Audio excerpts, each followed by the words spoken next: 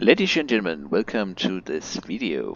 Today we are in the BAE156 by Just Flight.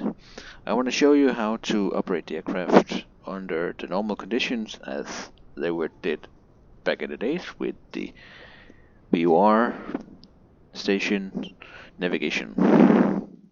So, it's not a tutorial on how to start up the flight and procedure and all that stuff. That's what you would need to learn. This is only a tutorial on how to do the VR station stuff.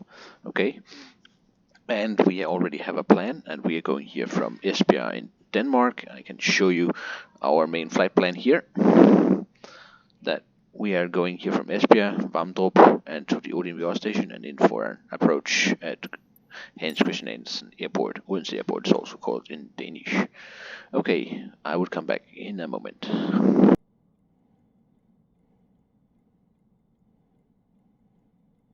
Ready for takeoff selected.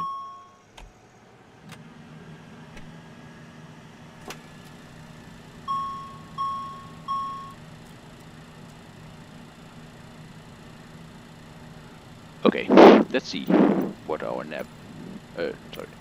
navlog says. See here, I just put it in here. Here from the Esbjerg VR station and to the Vamdrup VR station and to the Odin VR station. Okay, and the main thing here is that they're only the headings.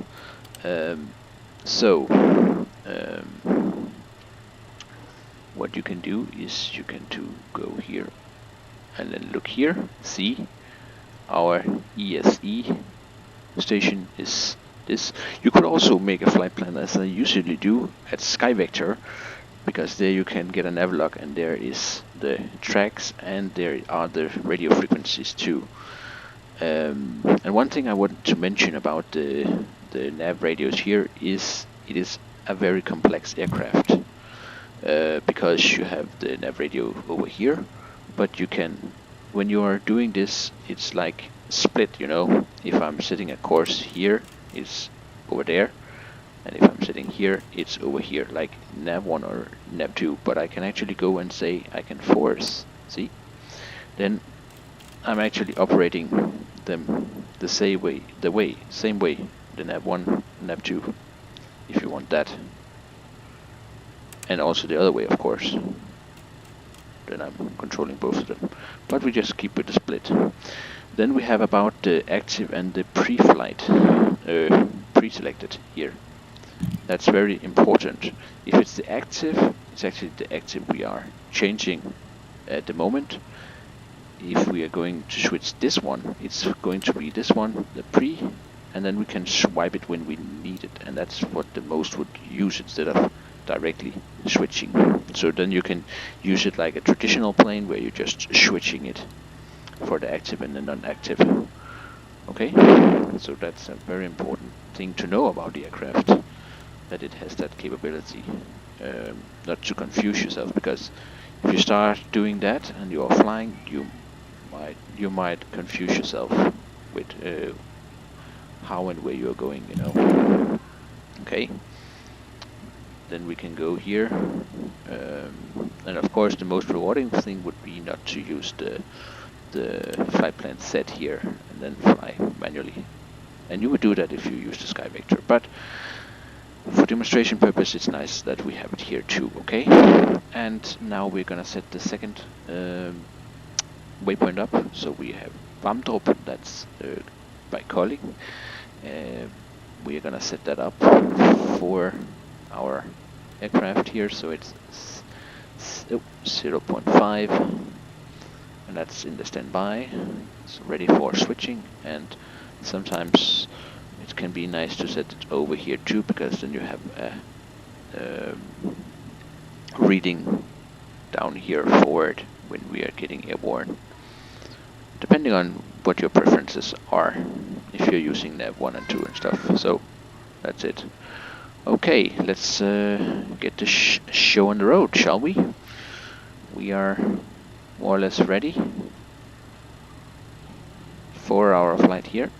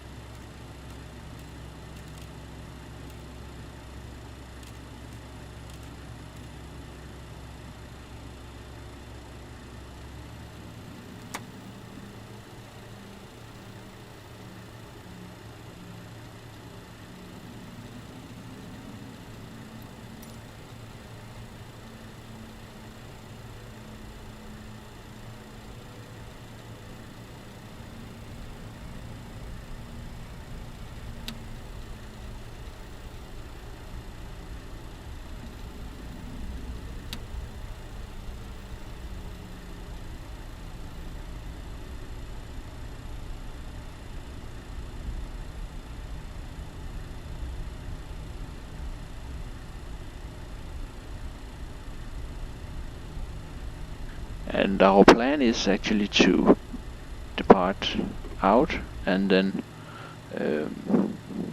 fly out and then return more or less to the airport, VOR station, and then from there to Antwerp.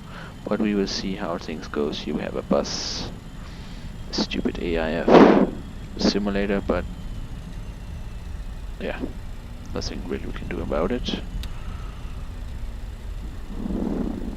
Why they want to drive this way just in our video here, so just ignore that. I'm sorry for that, but that's how it is. Nothing we can do about that. Okay, let's turn on some of the lights here. There we go. Get back here. Okay, and oops. There we had the bump. There is a up and down hill right there, and there's similar rendition of Esbjerg Airport, and the same over here when we're turning here. I mean, there is something to, you know, but there's nothing we can do about it other than just say, okay, fine, that's how it is. See, whoop, there we go.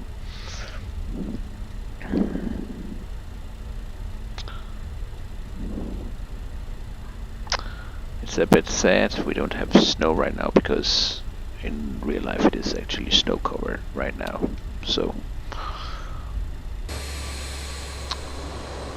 that's how it is with the simulator, you know.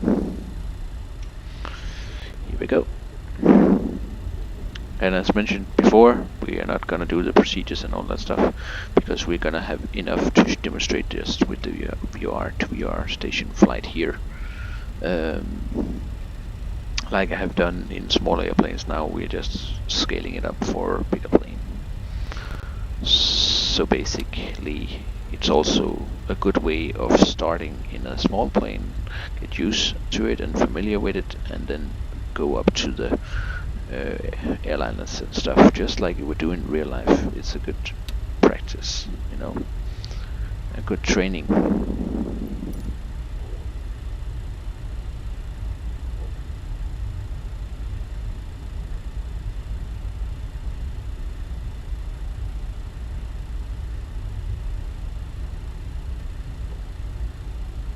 And one very, very important thing to understand here is that, of course, the plane has an LNAV function. It is used here, and you have to be aware that this little knob here has to be in the down position, not in the up position, because then you see here it arms the RNAV, and it is for the GPS and the FMS system.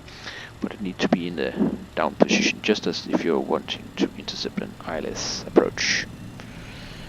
So, yeah, there are some few quirkiness about these old planes, and it is because they are built in a time where it was old navigation, and then they were more or less just modified to need more modern standards, you know. So without further ado, here we go, taking off.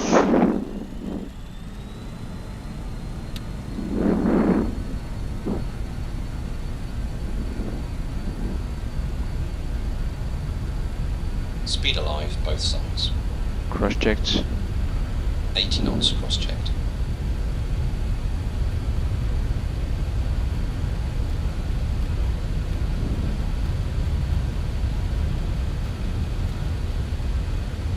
V1.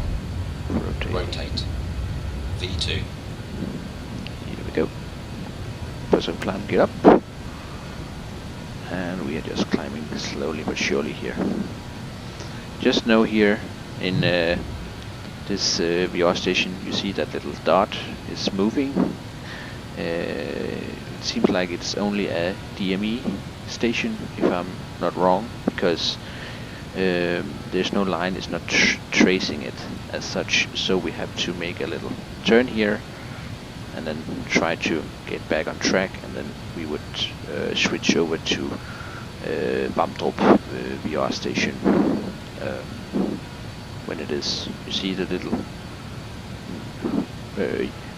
dot here moving. The FTO, safe height speed, like to flaps on. Like to demonstrate where it is the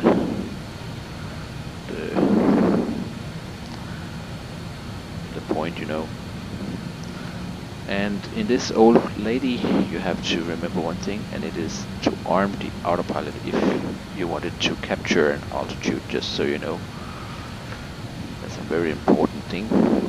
If you don't do that, it will just continue the climb through whatever you set it to. So now we're just gonna turn around here towards Esbjerg Airport again, and I'm manually adjusting the throttles now to try not to overspeed or any bad things here. Basically just do a VFR, you can say, some kind of VOR stuff, because we have good weather, good visibility, so why not? And you can see that soon we would go to our initial point here for the Esbjerg station, as we have made a 180 degrees turn here, you see.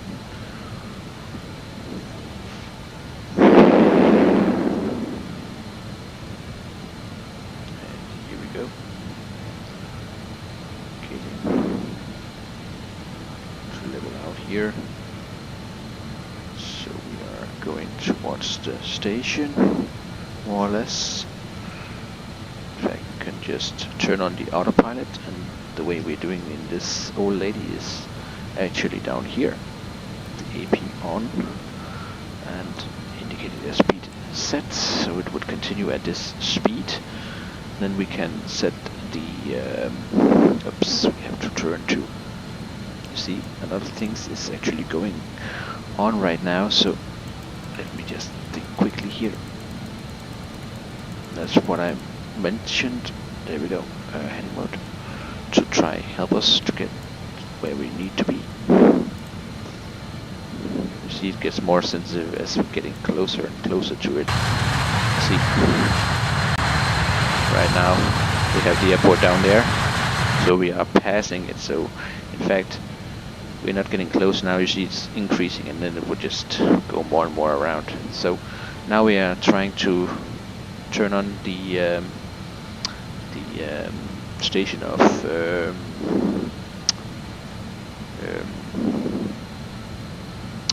Vamdrup, and you see it's 25.2 nautical miles away, and we know that we need to be on a track of 097, but we can't really intercept that right now. So, and we can't use the LNAV. If we want to do something, we want to use a VL to trace it, but we can't trace it yet because we don't have the information from it yet. So right now we are flying away from our previous waypoint, This is a bit of a mix, you know, because we don't have any information from the VOR stations right now, other than the location, but we can't trace them at this moment.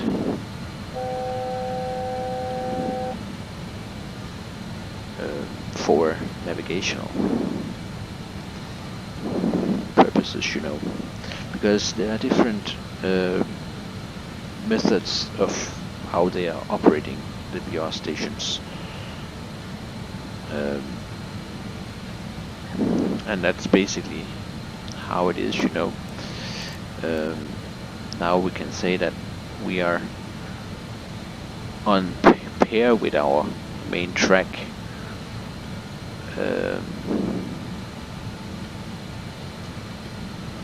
And we can see that we are getting closer and closer to it, you know,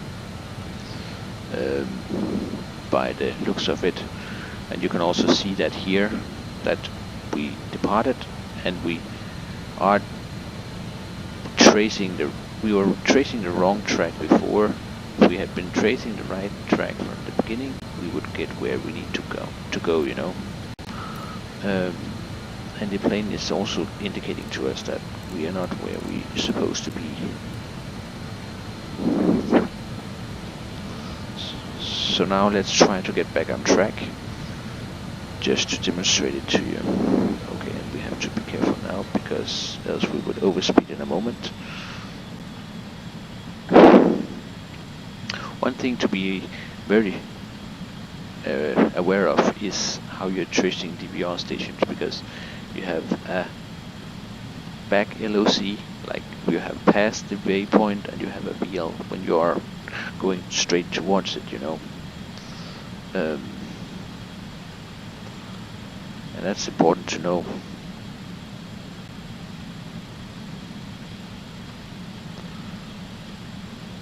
Here we go again.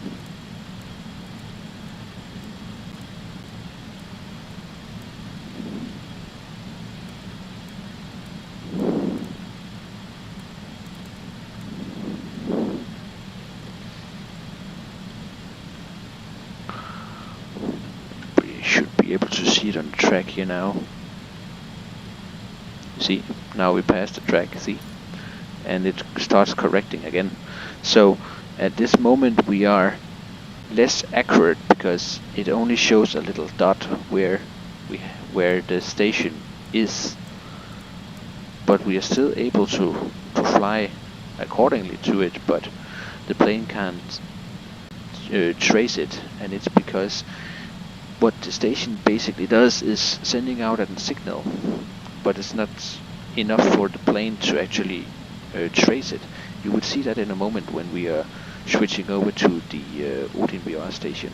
Then you would see how the plane can trace it, and we have to open the map, because we have to go and select that now, and it's 115.5, see?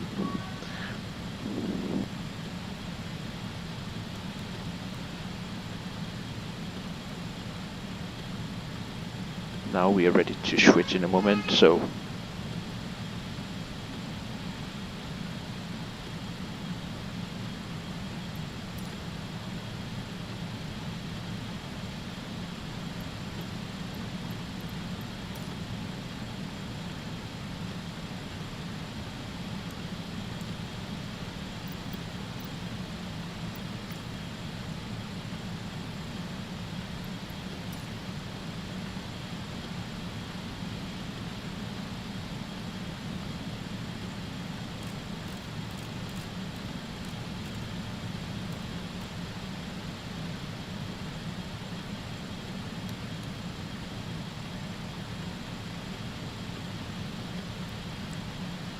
and there you go. Now you see it actually start tracing, because this VOR station is capable of sending out a signal that we can trace, you see, but the other one is not. But you see we still have the dot, it's still tracing it. See, still tracing it, and it says that we are getting close, and now we're passing it, you know. So, and we can see that too on the map here. There you go. this navigational, we could actually do this flight, you know, from Esbjerg and over to Odense, but it's much more easy if you have an waypoint that can be shown correctly where it is. You can see it also now. Our DME needle comes up and it actually points toward it, just like the little yellow one did before, but it didn't work accurately before compared to what it is now.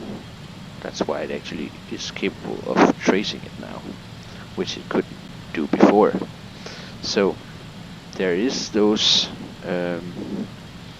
things to be aware of, and now we have to do this because we are at the cruise altitude, of course. So I know it's not the best way of demonstrating it, but you would see my other video where I have been doing. We could do a video if we wanted to fly further over to Sjælland. We could trace those VOR stations. I'm not quite sure why they are not as good over in here in Jylland, but well, that's how it is. Because you see, the stations are here, just like here, you know. But here you see this icon.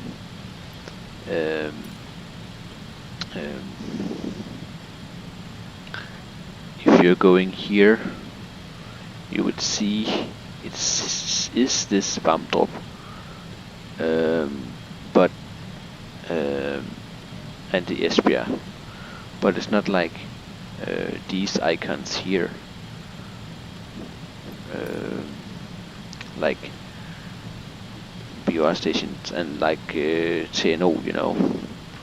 So that's the main difference on the waypoints. So you can see it's pretty easy to fly from this to this to this and to this one, because they can give you exact traction within their range. Of course, you still have to fly in on this and then fly out of this, maybe on a track where you are tracing this one until 25 nautical miles or whatever it might be, and then you have to switch over and then follow in the new one.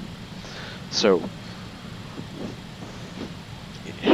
it is possible, and what we just did here is a bit more complex, you can say, and less accurate, and that's why you can say that it's possible, but it's not that good, because it is a station, but as you can see, BAM is a VOR station. It just shows it as a VOR station. If you go here and see, you see it says EKO VOR and DE, like directional. Oh, sorry, my fault. Was another place, sorry. But you can see it is a station with this kind of icon. It's a bit different to the other one, you know. They are a bit spread, you see. There are different versions of the to give you an exact explanation, I would need to look up those VOR stations in a diagram to see what they are capable of. Okay, so now let's turn over here and set up this one for our plane. And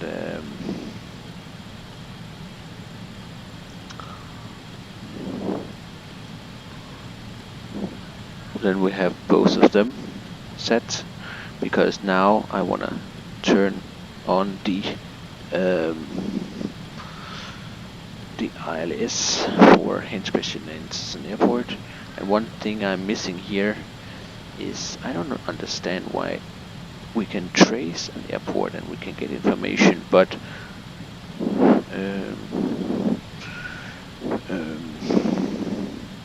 yeah, never mind. We would set it over here. Our nav course, it's 2 free. And we also have to think about a descent now. So let me start a descent now. Here we go. Why didn't it go? There we go. And we want to go down to 2000, that is the interception. And remember to arm it, else we would go right through it. Okay. Heinz Christian Andersen Airport is on 108, decimal 35. And that is now set, so now we are ready for tracing the ILS into runway 24, whenever the wind is right or wrong, you know, because we're just gonna do that because it's for demonstration purpose only.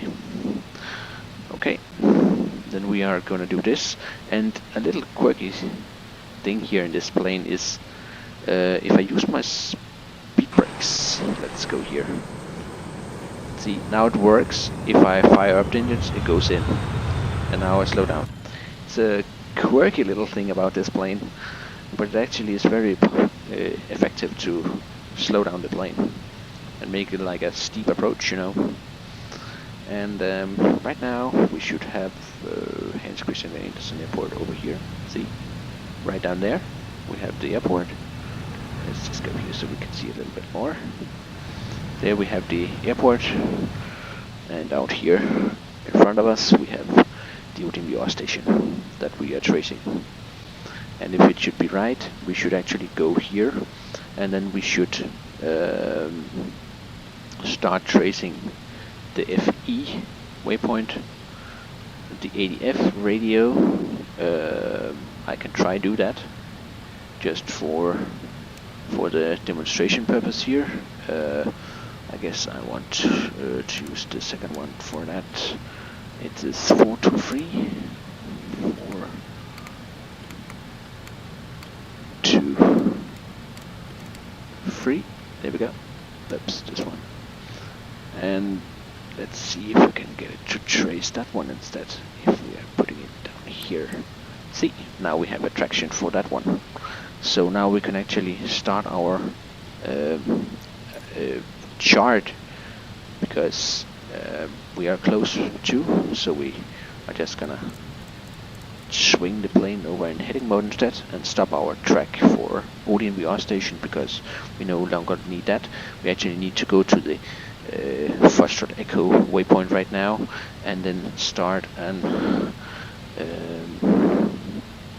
outbound course to the right, and then to the VOR station. But we are a bit too late now, you can see that, and we would also see that down here. If we take here, you can see the needle is there. So now I'm just gonna try correcting it. It's not correct after the book, it's just to demonstrate as much as possible, because you see here how the needle just goes to the right, because it's all the time to the right and to the left. We have the VOR station just as we can see here and expect it. So now we're just gonna turn in the ILS. So now it has the ILS set up, and we need the course for the ILS, as I was trying to set in, as you saw here. But it's not easy, you see, a lot of things going on at one point. Speed check below 205, select flaps 18. Yes, sir. Speed check below 205, select gear down. Yes, sir. 236. And see, 236. Now we're just gonna focus on one thing at a time, because we can always go back and capture the NDB. It's a bit slow. Oh, that was too much.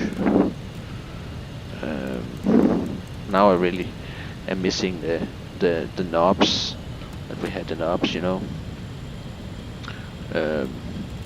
for manipulating it.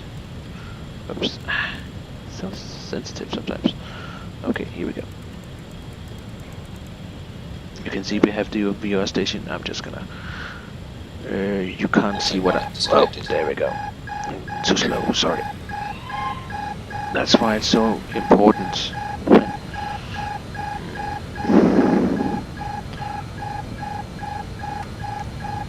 And there's only one way to turn it off, and that's that way.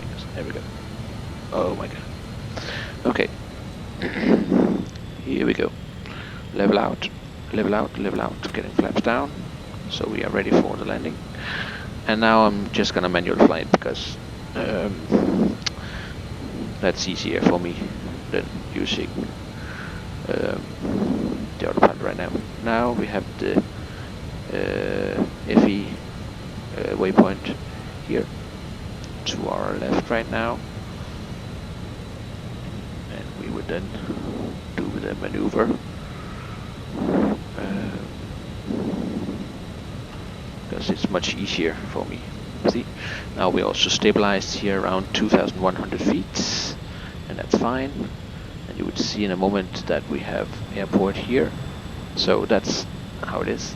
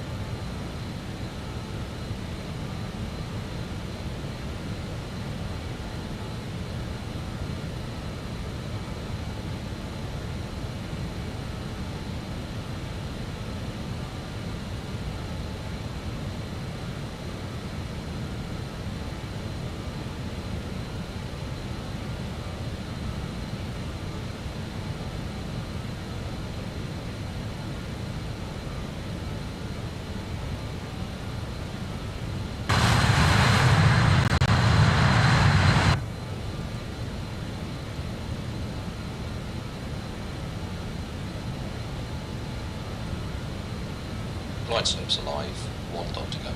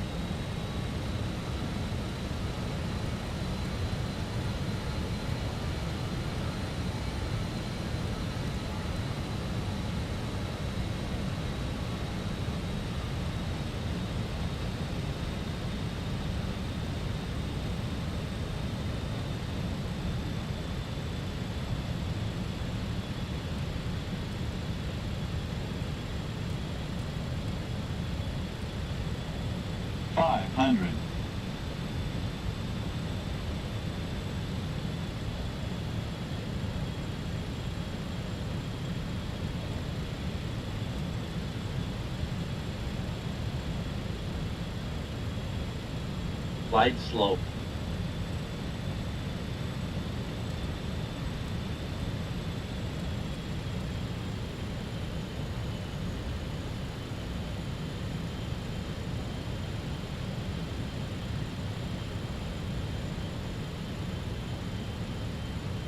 $50, $40, $30, $20, $10.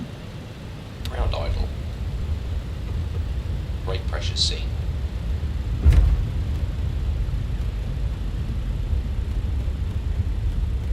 $80 knots. 60 knots.